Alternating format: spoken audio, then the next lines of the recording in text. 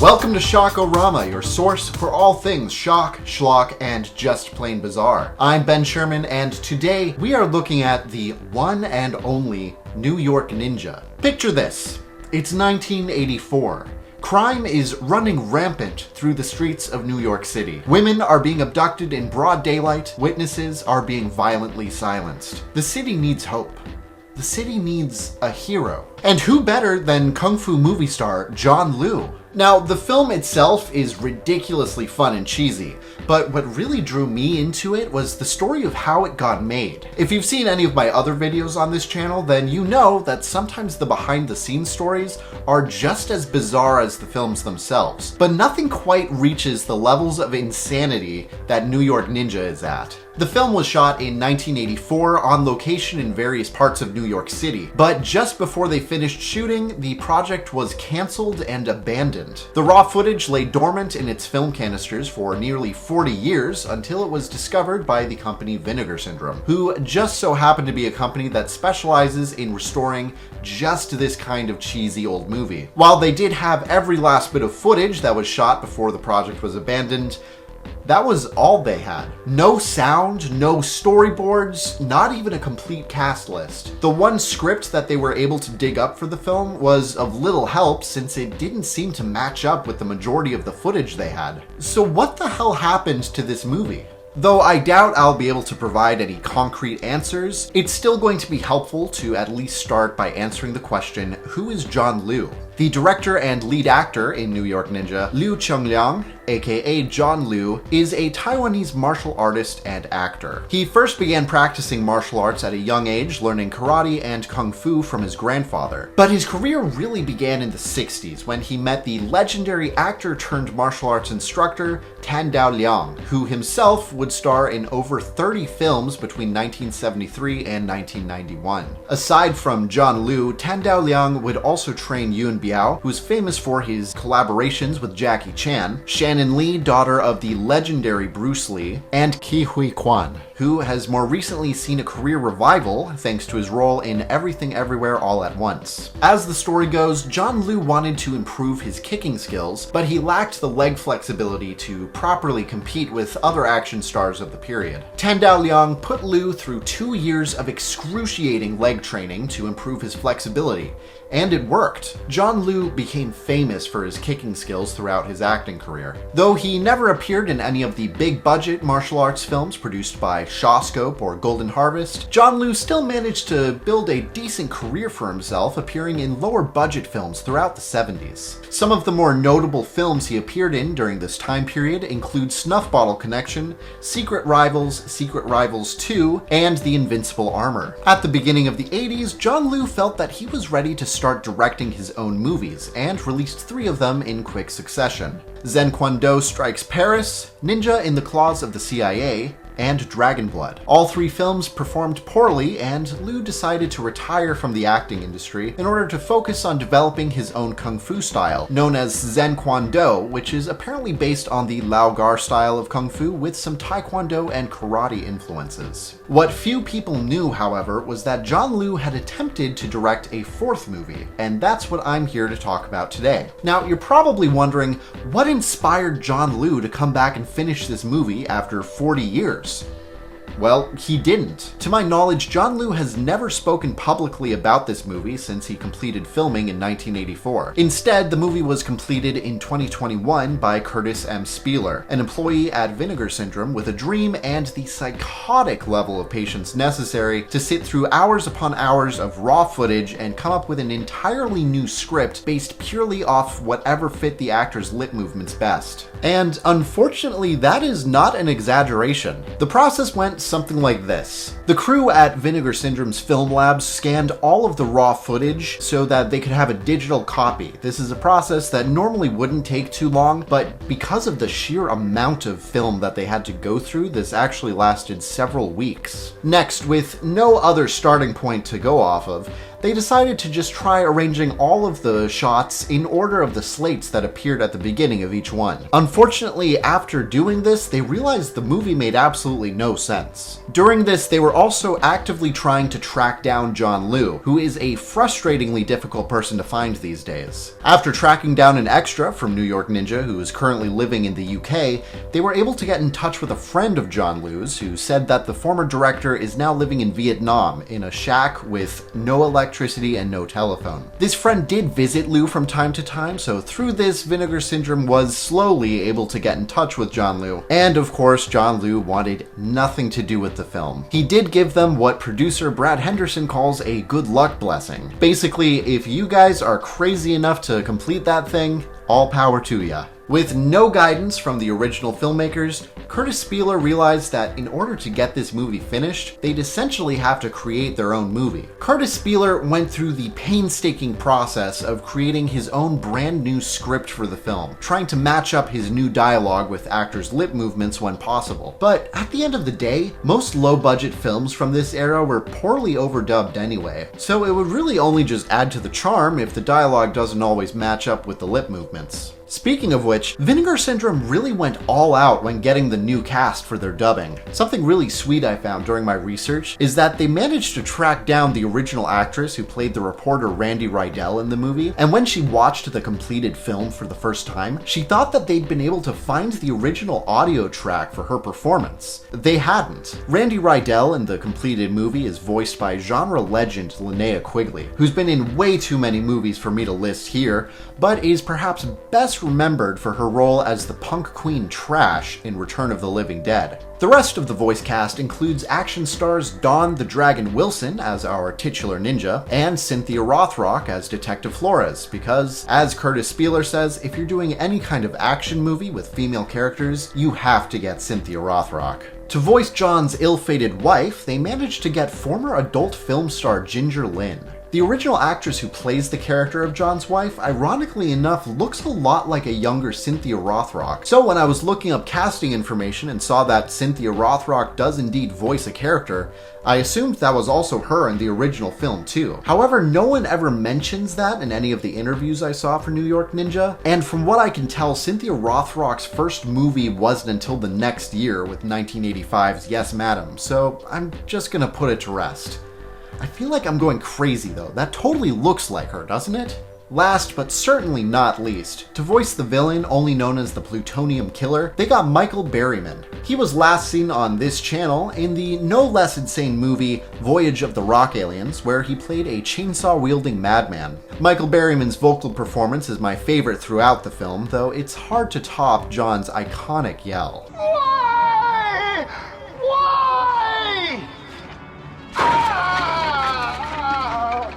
But guys, I'm just too excited to share this movie with y'all. So let's flying kick our way into this so bad it's good masterpiece so you too can yell, "I love New York Ninja!"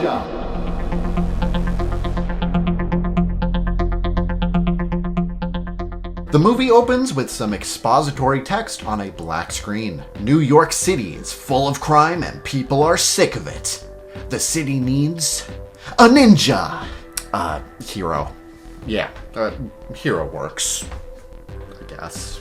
The camera pans from the World Trade Center to a young woman who I'm still convinced looks eerily similar to a young Cynthia Rothrock. Please let me know if I'm crazy. This has been bothering me the entire time I've been working on this video. John Liu quickly jumps on screen and gives the woman a birthday gift and a kiss, so we can safely assume that this is John's wife. Not the real John Liu's wife, his character's wife. His character in the movie is named after John Liu. This is something that John Liu had done in several of his other movies in the 80s. His wife, on the other hand, is named Nita. Not that you would ever know that from watching the movie. As far as I can tell, his wife's name is never said on screen, and I only found out that she had a name when I looked on on IMDb to check for casting info. Through some extremely awkward dialogue, we learn that it is John's wife's birthday. They love each other very much, and she's pregnant. And yes, the dialogue is like this throughout the entire movie. This style was very intentional, as this movie is kind of a love letter to old, bad, cheesy movies from the 80s, and the freaks like me that can't get enough of them. Oh my God, I'm gonna be a daddy. They part ways for now since they both have important things to do. John presumably going to his job at an unnamed newspaper, and Nita has to go off and be a witness to a daytime abduction. This is our first time seeing Freddie Cufflinks, a low-level thug who has been leading his team of gangsters around New York City in search of young women to kidnap. Why? Well, I don't want to spoil what little plot we have this early in the movie, but fear not, for we shall see who is behind these kidnappings soon enough. Nita happens to be walking by right as Freddie Cufflink's men are stuffing their latest abductee into a car. She looks like she's going to try and return the woman's dropped purse. Hey! But Freddie quickly chases her down outside of a subway entrance. Nita manages to grab one of his cufflinks, but he slits her throat and then throws a knife into her stomach, with the camera then panning up slowly to reveal a "I Love New York" sticker on the wall. Now that's what I call cutting criticism. This leads to the movie's title card, which was of course created by those fine folks at Vinegar Syndrome who worked so hard to bring this movie back from the dead. Director Curtis Spieler said in a making of documentary that he was intentionally trying to keep this movie as realistically 80s as possible to maintain the original vibe. And in that, I'd say he succeeded. Also, the footage of John Liu doing kung fu moves in front of the backdrop of the skyscraper at night looks genuinely awesome. This cuts to presumably the next day as two reporters wait for their boss to arrive on a helicopter. John Liu rented a helicopter for this movie, and by golly, he was going to make sure people saw the helicopter. The heliport where this and several other scenes in the movie were shot sadly no longer exists. But it can be remembered fondly as the site where such iconic dialogue as "I can't believe that John's wife was murdered. That's terrible." And of course, Now, Randy, I'm the boss here. That's my job. But you're one of the best damn reporters, and this city needs you. Shakespeare, eat your heart out. The female reporter, Randy Rydell, was voiced by genre legend Linnea Quigley, and is perhaps the closest we will ever get to hearing how the movie was supposed to sound, since the original actress, Adrienne Meltzer, thought she was hearing her own voice the first time she watched this movie. The male reporter, on the other hand, is voiced by Vince Murdocco, an actor and stuntman with a fascinating career. Before he got into acting, Murdocco was the North American cruiserweight champion in kickboxing. And while many other martial artists in the 80s and 90s eventually transitioned their careers to film, Vince Murdocco decided to make his film debut in a softcore porn parody titled Flesh Gordon Meets the Cosmic Cheerleaders. He soon transitioned into non-erotic film, and even did some decent stunt work in movies like The Incredible Hulk and X-Men: The Last Stand. And just as a reminder, whenever I'm giving this background info about the actors, I'm talking about the voice actors. With very few exceptions, Vinegar Syndrome was unable to find the names of the majority of the cast of this film. This is probably for a couple of reasons. A lot of the extras were very likely non-actors who only appeared in this movie and then moved on with their lives. And others may intentionally not want to be associated with this film. Personally, I think it's a shame that they'll never be properly credited, but I can understand it. As far as most of these people were concerned, the movie was permanently shelved and never finished. And now that the original footage has been unearthed, it's not exactly up there with the likes of Enter the Dragon or the 36th Chamber of Shaolin. If John Liu's reaction is anything to go off of, it seems like there was a lot of dissatisfaction with the overall quality of the movie. The two reporters and their boss decide that it's their job to stop these abductions, and they run back onto the helicopter to go out and find John. I kind of love that this implies that they're planning on landing the helicopter on top of John's house. Speaking of John, he is sitting on the roof of his apartment building, surrounded by birthday presents and looking very sad. There's also some more beautiful footage of the New York skyline, and we're treated to some fantastic mood music courtesy of the band Voyager 3. Voyager 3 are a contemporary three-piece synth rock band who've been making music inspired by 80s movies for quite a few years now. They were a natural fit to create the soundtrack for New York Ninja. They had a lot of fun composing the music for New York Ninja, starting by rewatching some of their favorite ninja flicks like Ninja 3: The Domination, and watching some of John Liu's other movies from the 80s to get a sense for the kind of music cues that he'd liked using during the era. The result is an iconic soundtrack that sounds like some of the best soundtrack music from the 80s. And I think the movie simply would not work without it. Big kudos to Voyager 3, and I'm gonna link their Bandcamp page in the description so you can all listen to their music and support them. John stares forlornly at the table full of birthday presents in front of him, and we get one of the greatest moments in the history of cinema. It's not fair. Why? Why? Why? Ah! Randy Rydell appears from around the corner and awkwardly tries to comfort John. You know what? I'm gonna stop describing everything in this movie as happening awkwardly. It's all awkward. Everything about this movie is awkward. So if I describe something happening in this movie, just assume it's happening awkwardly, unless I tell you otherwise. After Randy leaves, John just digs his hands into the wreckage in front of him and starts cutting them up on broken glass, until he finds his wife's gift to him. A pair of Japanese swords, which I don't know the proper names of, but might be a wakizashi and tanto pair? If someone who's more knowledgeable about traditional Japanese swords wants to weigh in, please feel free. Next, we cut to the main villain of this movie, doing some completely necessary donuts in an empty lot in his Cadillac. He rolls down a window so we can see him load up a dart inside of a pen and then use it to shoot a fly out of the air. What a nerd. Another car pulls up alongside them, and a British man pokes his head out and hands our villain a stack of headshots of young women. These two are clearly involved in some kind of human trafficking ring, and the main villain of this movie is apparently the one who arranges all of the kidnappings to provide victims for the mysterious shadowy figures represented by this British man. The mysterious villain wearing the dark glasses is only ever referred to as the plutonium killer in this movie, for reasons which will become clear soon. He's voiced by Michael Berryman, a genre legend who is most known for his roles in films like The Hills Have Eyes, One Flew Over the Cuckoo's Nest, and Weird Science. However, fans of this channel will remember him from the fantastically weird musical comedy Voyage of the Rock Aliens, where he played the chainsaw-wielding maniac. Berryman's vocal performance here is perfectly hammy to match the entertainingly bizarre acting choices made by the original, unfortunately uncredited actor.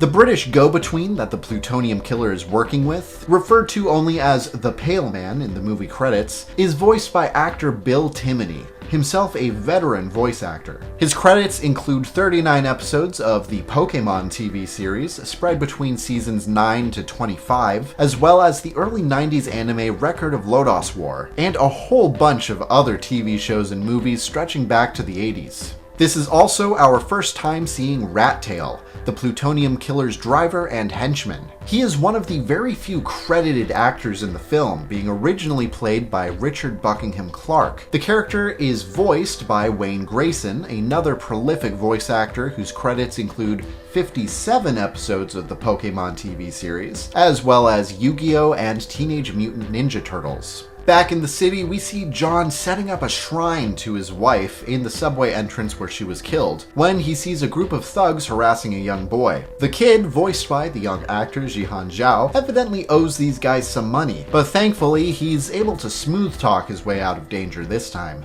This is especially fortunate right now because John is still too deep in mourning to start kicking ass just yet, as we can see from this dramatic shot of him throwing flowers and a picture of his dead wife off the Staten Island ferry. He also has a plastic baggie which looks like an evidence bag, which I'm assuming just had all of his wife's belongings that she had on her when she died, including the cufflinks she managed to steal from Freddy Cufflinks during their scuffle. Yeah, you bite that cufflink, John. He's so overcome by emotion that we even get to watch him try and force tears out of his eyes. Or maybe he's just constipated. Nearby, we see a group of miscreants having fun doing whatever that is. The image of a cigar burning a hole through a newspaper with a front page article about John's wife's murder is perfect though. Also, these guys all owe money to this other guy with a knife for some reason. Everyone in this movie owes someone money. These guys should all owe me money for having to put up with their subpar acting abilities. The miscreants zero in on John, who looks like he's either praying or still constipated. John, you may want to see a doctor. Either way, he's in no mood to put up with any shenanigans, and we are treated to the first of many fight scenes as he beats up the whole group. The choreography suffers from a bad case of everyone wait patiently and get beat up one at a time, which could have been due to the fact that most of these extras were inexperienced fighters and actors, lack of time and money for reshoots, bad filmmaking, or most likely all of the above. But it's still a lot of fun to watch, and inexperienced or not, these extras have some really funny reactions while getting the shit kicked out of them.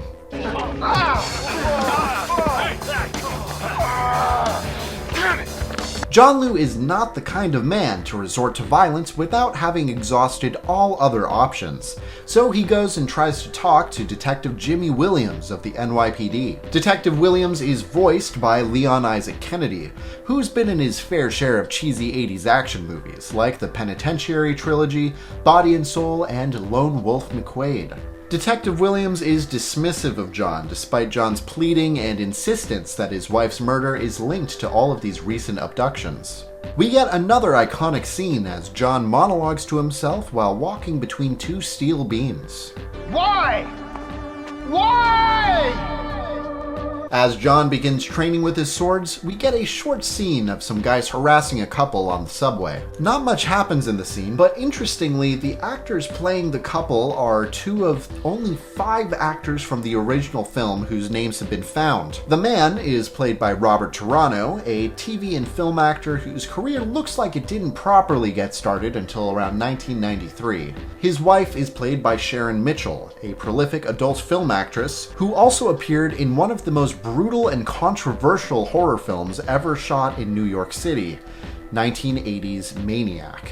The reason Sharon Mitchell specifically was cast here makes more sense when you see the full scene, during which the harassers chase the couple off the train and then assault the woman. The filmmakers obviously needed an actress who would be comfortable with on-screen nudity for this scene. Director Curtis Spieler, when reviewing the footage, decided that this scene tonally didn't work with the rest of the movie as they were editing it, so he decided to cut it as the couple gets chased off the train. It does lead me to wonder though if at the time when filming was stopped, if the filmmakers knew what tone they were going for with the final movie. There's quite a few scenes in the final movie that seem to imply that it may have at one point been intended to have a much sleazier tone. And of course the plot of the women getting abducted by a human trafficking ring seems like the kind of setup for an exploitation film that would be shown at some of the less reputable grindhouse theaters that used to be all over Times Square in the 80s. Speaking of which, the movie goes to another scene of an attempted assault of a random woman,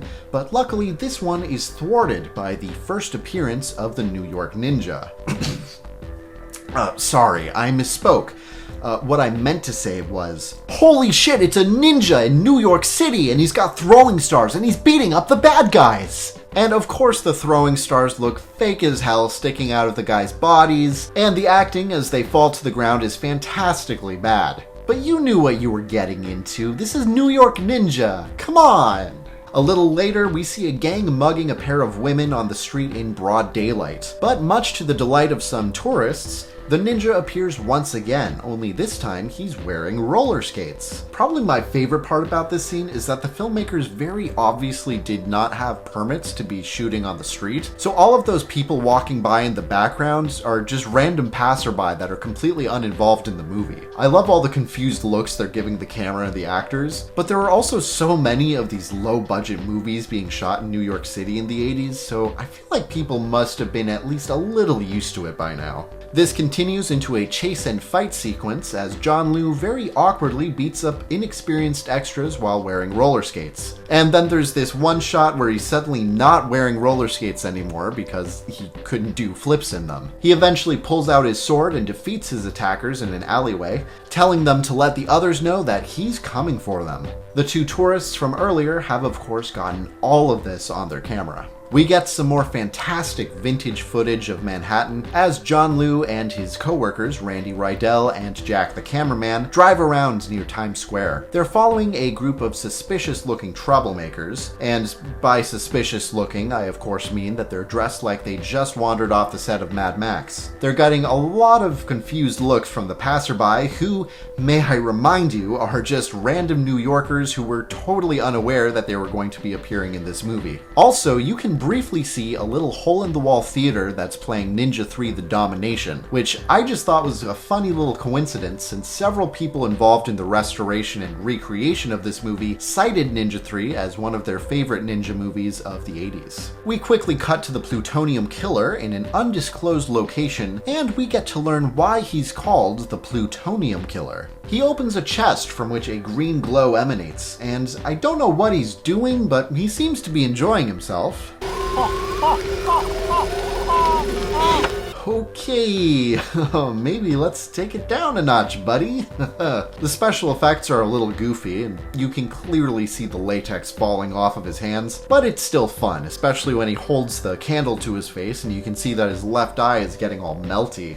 More ninja shenanigans ensue as our gang of intrepid reporters follow a gang of drunkards around. John excuses himself as they see the gang harassing a pair of women walking by, and Randy Rydell and Jack the cameraman are left to watch as the gang gets more aggressive and begins attacking the women. As is to be expected in New York, a ninja appears to save the day, with John Liu making sure to show off that leg flexibility that made him famous. The ninja beats up all the bad guys with some very fun fight choreography, and luckily Randy and Jack were able to get it all on their camera. John shows up again as soon as all the action's over for a classic "Hey guys, did I miss anything?"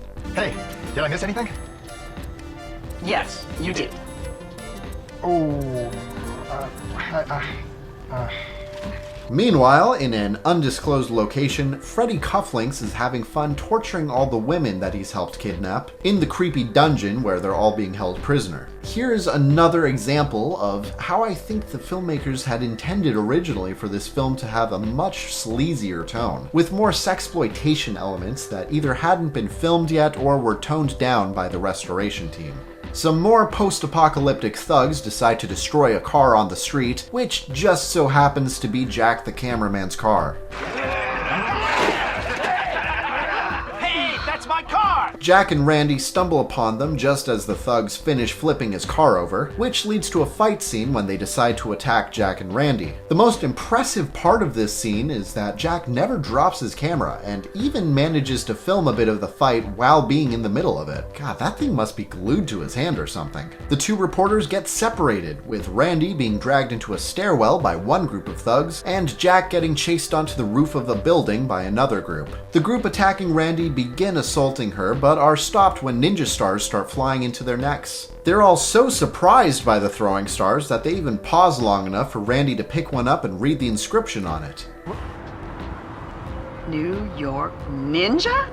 Hey, you said it. That's the name of the movie, you said it. Having saved Randy Rydell, the titular ninja goes up to the roof to save Jack. It's a good thing these extras are so polite, only attacking one at a time. But honestly, the fight choreography is still a lot of fun if you can suspend your disbelief for a little bit. But if you've made it this far in the movie without suspending your disbelief, I don't know what to tell ya. The fight goes well until one of the thugs sticks a gun in the ninja's face. You may be thinking it's all over for the ninja, but fear not, for in the next shot, the gun has mysteriously vanished, and the ninja is able to go right back to beating people up with flashy kicks. There's also this hilarious moment where one of the thugs accidentally throws a knife to the ninja, and then there's this one where the ninja tries kicking a guy in the balls, but he's wearing a cup. Honestly, how could you not love fight choreography that's this balls to the walls stupid?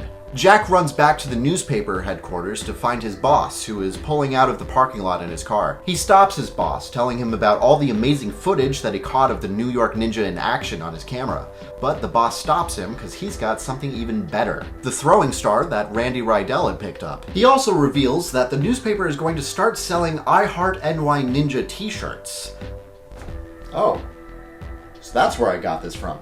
Also, now's a good time to tell you that peppered throughout the movie are all of these random scenes of the plutonium killer stopping at newspaper stands and reading the headlines about his kidnappings. And, of course, now about the ninja that's stopping his kidnappings. The plutonium killer is a really weird character in all of the raw footage that the Vinegar Syndrome team had to go through, with lots of scenes like this of him walking undisguised through the streets of New York. And there's even one scene where he randomly shows up at John's house and has a full conversation with him and Randy Rydell. Obviously, with no surviving sound elements, director Curtis Spieler had no way of knowing what exactly these characters were supposed to be saying to each other in this scene. And because he couldn't figure out any new dialogue for them to be saying to one another that would work with the plot he was already developing, he decided to just leave that scene out of the final cut. But I will always wonder what exactly John Liu had been planning for this movie, because there's so many scenes and elements like this that just don't seem to fit together to make a cohesive story. The kid from earlier in the film, who John had seen getting roughed up by some gangsters, is getting roughed up by those same gangsters again in a random park. Luckily, the ninja shows up to stop them, but unfortunately, the main guy has a gun, and despite some impressive flips, John ends up getting shot. The kid also gets shot when he runs to save the ninja from getting shot a second time, and then the gangsters run off when they hear police sirens approaching. John brings the kid back to his house, where he tends to both of their wounds. Yeah, you dig that bullet out of your chest with an unsanitized knife. There is nothing more badass than preventable infections. When the kid wakes up, he immediately realizes that John is in fact the titular bitchular New York Ninja, and quickly asks to be friends. Hey, are you really the ninja? Shh. Will you be my friend? Also, just so you know, I'm not being lazy in my research by only referring to him as the kid, because that's literally how he's credited in the movie. He's never given an actual name, despite being a fairly large character. Don't you just love low-budget trash cinema? We get a time jump card proclaiming it is now several weeks later. But if you were too lazy to read that, don't worry, we also get a radio broadcast telling us that it's been several weeks since the last ninja sighting. But despite John's time off, crime has apparently remained at an all-time low. However, police did find the body of a woman with mysterious radiation burns all over her body, and they're crediting her murder to the plutonium killer. We don't have time to get into that though, because first John has to show off his fishing skills. John has become a sort of father figure to the kid, and ends up taking him to a Halloween celebration in Manhattan at Washington Square Park. There, they unknowingly bump into the plutonium killer while he's in the middle of hypnotizing a woman to kidnap. Huh? I like your mask. Happy Halloween. This is another great scene that serves as a document of what New York was like in the 80s, because the filmmakers definitely just showed up at the actual Halloween celebration at Washington Square and started filming without any kind of permits. The woman that the plutonium killer hypnotizes and then has sex with in his car in this scene was allegedly the actor's real-life girlfriend, at least according to a special effects artist who worked on the original film. The reason he would know this is because of the special effects used in this scene, since the plutonium killer ends up killing the woman and leaving radiation burns on her back. I believe this is also the most explicit instance of nudity in the final film. The killer's car is found the next morning by a pair of curious thieves wearing Halloween masks. Or maybe those are just masks that they always wear? I honestly don't know. Owners of costume supply stores must have been raking in millions in New York back in the 80s. The would-be thieves are quickly dealt with by the plutonium killer's driver, referred to in the credits as Rat Tail because of his rat tail hairdo that he likes putting in his mouth for some reason. The plutonium killer dumps the body of the girl in a garbage can outside of a building on the outskirts of the city, where it is discovered by the police. This is the first time that we see Detective Janet Flores, the partner of Detective Jimmy Williams, who John had been trying to plead with for help earlier in the movie. These two have been quietly investigating all of the missing women off camera, as well as the newer development of the plutonium killer leaving his victims' bodies strewn around New York City with horrible radiation burn marks. I wanted to point out Janet Flores here because she is voiced by Cynthia Rothrock, herself a seriously talented martial artist who starred in a lot of Hong Kong action movies in the 80s. Detective Flores is a fairly minor character in this final restored version of the movie, so she could be pretty easy to miss on your first watch. This scene ends, perplexingly, with the two police officers lifting the body in the trash can, putting it all back down again 2 feet away, and then everyone just walks away without saying anything. I sincerely have no idea why they ended the shot like this. It almost feels like the actors playing the police officers thought the shot was going to end while they were lifting the body, but then the cameras just kept rolling and they didn't know what to do. The plutonium killer has another meeting with the Pale Man, the British go-between who's representing the shadowy figures interested in buying the plutonium killer's kidnapped women. The Pale Man is concerned with how much the plutonium killer has been appearing in headlines lately and tells him that he needs to work faster. Back in Manhattan, Freddy Cufflinks receives a phone call from the plutonium killer, reprimanding him and his men for being so sloppy, demanding that they immediately prepare all of the kidnapped women to be transported to a different location, and asking him to kidnap the reporter Randy Rydell, because she has been getting far too close to uncovering their operation. Freddy Cufflinks and his guys are not happy about being bossed around like this, so they decide that they're going to finish this current task, and then they're going to give their boss a piece of their minds. Who does he think I am, huh? I bust my ass all over this whole fucking city. Randy, Jack, and John are filming an interview with the mayor, who's so down to earth that he just wears a pair of ratty old jeans with his cardigan tweed jacket combo. Combine that with the meaningless platitudes he's giving as responses to Randy's questions about what he's planning to do about the kidnapped women, and you can tell that this guy just really doesn't give a shit. Right as they're wrapping up the interview, Freddy Cufflinks and his gang appear out of nowhere and kidnap Randy Rydell, and John is being held at gunpoint so he can do nothing but watch as Randy gets led away. But fear not, for all of the kids at the park, led by the kid, form a line all dressed up as ninjas to scare away the bad guys. I mean, look at that. How can you not love that? It's just so goofy. The kids attack Freddy and his gang and successfully stop the attempted kidnapping of Randy Rydell. And we cut to the plutonium killer having another one of his radioactive sessions in a darkened room. From a TV broadcast, he hears about Freddy Cufflinks' failure, and he has a very normal reaction to it. Connection to the recent kidnapping, but it's safe to say that ninja fever continues to spread throughout the city. Stay tuned for the weather, followed by sports. The plutonium killer decides it's time to take matters into his own melted hands. We see him and his driver, Rattail, stalking Randy Rydell and Jack the cameraman from their car. After Jack runs off on his own, they follow him, and we see the plutonium killer shoot him with his little pen dart shooter thing. Meanwhile, Freddy Cufflinks and his gang manage to successfully kidnap Detective Janet Flores, which is all just a coincidence because they confirmed they had no idea she was a cop until they find her badge while they're driving away with her. She's a cop! She's a cop! So what? I really don't know what the purpose of her going undercover was, since she doesn't really do anything and then immediately gets kidnapped. In a bizarre plot twist, we see Detective Jimmy Williams meeting in an empty alleyway with the Pale Man, that British intermediary between the plutonium killer and the mysterious figures interested in purchasing all of the kidnapped women. It turns out that the Pale Man is actually an undercover agent working with Interpol, the International Criminal Police Organization. He's been collecting dirt on the plutonium killer for quite some time now, and he's finally ready to hand over what he knows to the NYPD to assist in their investigation. He confirms that the plutonium killer is the one responsible for all of these kidnappings, not just the radiation burn victims. Apparently, the plutonium killer is actually an ex-CIA agent who turned criminal after a terrible accident involving radiation. His one weakness is light, which explains the bizarre reactions we've seen him have to candles and TV screens, and why he's always wearing those dark sunglasses. There's some more ninja shenanigans, and Freddy Cufflinks manages to successfully capture Randy Rydell and bring her to the abandoned warehouse with all the other kidnapped women.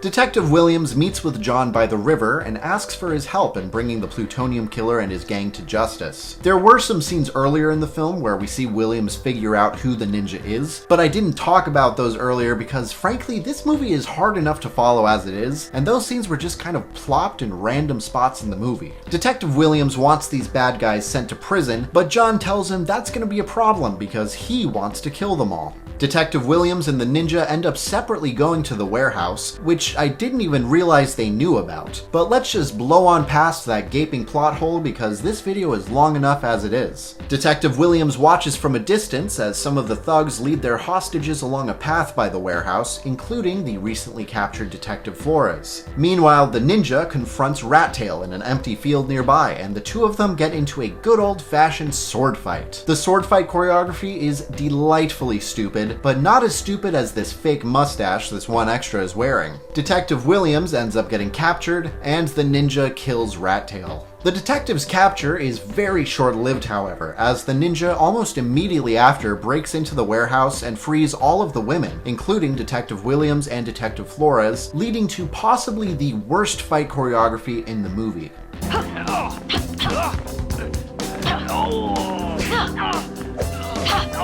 The two detectives lead all of the women away to safety, leaving only Randy, the ninja, and Jack the cameraman. Hey, Jack, where have you been? I thought the plutonium killer got you. Actually, wait, hang on a second. That's not Jack. That's the plutonium killer wearing Jack's face as a disguise. Yes, in one of the most randomly gruesome twists in the movie, the plutonium killer murdered Jack and wore his face, just like Leatherface from the Texas Chainsaw Massacre. The ninja shines a light in his eyes and we get some of the only special effects in the movie as the killer rips off his false face. The killer runs off with Randy, and the ninja follows, hooking a rope on the back of his car and literally getting dragged behind as the killer drives off. There's some blooper footage for this scene which shows how they accomplished this, with some shots where they were using some kind of flat dolly with wheels that John Liu laid on, while in other shots he just had a flat board without wheels strapped to his back. It looks like they were having trouble getting this shot just right so that you couldn't see the board under his body. The chase sequence is probably the most exciting part of the film, and they definitely pulled out all the stops while shooting it. They end up at an actual helicopter hangar and landing pad at one of the piers alongside the Hudson River, which unfortunately no longer exists, otherwise I would have loved to try and visit it. On the landing pad, we get our second sword fight of the movie. I think this one's a bit better than the first one. It's definitely just as cheesy as the one between the ninja and Rattail, but this one the choreography is a bit more exciting, and you can tell the actors had a lot of fun while shooting it. The plutonium killer tries to escape on a helicopter, and we get the most impressive shot of the movie, as John Liu literally hangs off the side of a helicopter from a rope as it flies him hundreds of feet in the air above the Hudson River. Absolutely insane. And knowing how low budget this movie is, what you're seeing is exactly what they did. No special effects. I don't even think they gave John Liu a harness for this shot. The ninja eventually manages to climb up and sneak a bomb onto the helicopter before dropping down, and the helicopter with the plutonium killer still on board explodes in a magnificently bad-looking explosion effect. What's that sound? Is that a bomb? The NYPD show up just in time to arrest the ninja. Wow, I guess this movie is a little more realistic than I was giving it credit for. Just as they're leading the ninja to the police station, the kid and a bunch of other children with t-shirts and signs saying "I Heart New York Ninja" swarm them, and in the confusion the ninja manages to slip away. And with that, the movie ends. The New York Ninja's a real hero. You're right.